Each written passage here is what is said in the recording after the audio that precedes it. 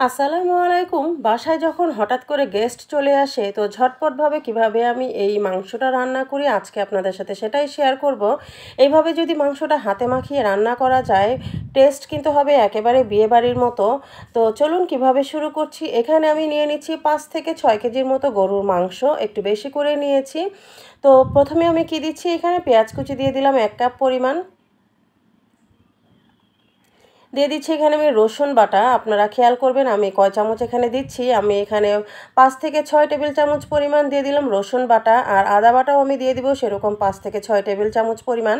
কারণ আজকে আমি আমার মাংসের পরিমাপটা বুঝেই কিন্তু সেভাবে আমি সব মশলাগুলো অ্যাড করব।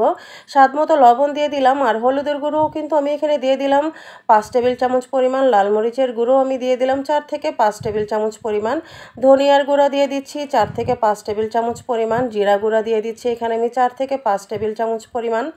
দিয়ে দিচ্ছি এখানে আমি তেজপাতা, দিচ্ছি এখানে দারচিনি, আর দিব এলাচ। আপনারা চাইলে এখানে আরও গোটা মশলা ব্যবহার করতে পারেন।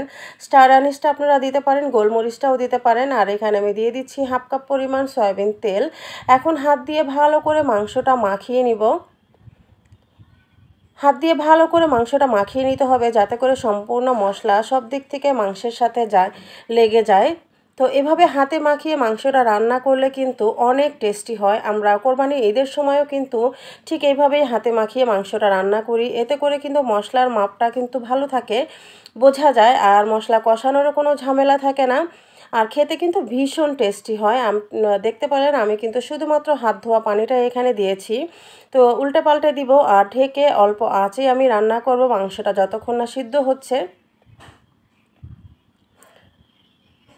এখন কিন্তু আমার কোনো কাজই নেই। আজকে মাংসে কিন্তু আমি আলু ব্যবহার করব না। আপনারা চাইলে কিন্তু আলু দিতে পারেন। যখন মাংসটা অর্ধেক বেশি সিদ্ধ হয়ে যাবে তখন আপনারা আলুটা অ্যাড করতে পারেন, কিংবা পেঁপেও দিতে পারেন, খুবই টেস্টি হয় খেতে। তো আজকে আমি শুধু মাংস এভাবে ভুনা করব। দেখতে পাচ্ছেন আমি কিন্তু কোনো পানি ব্যবহার করিনি। মাংস থেকে যে পানিটা উঠে এসছে সেই পানিতেই কিন্তু মাংসটা রান্না হবে। এইভাবে মাংস আপনারা একবার হলেও রান্না করে দেখবেন, এতে কিন্তু ঝটপটভাবে খুব মজাদারভাবে মাংস রান্নাটা হয়ে যায়।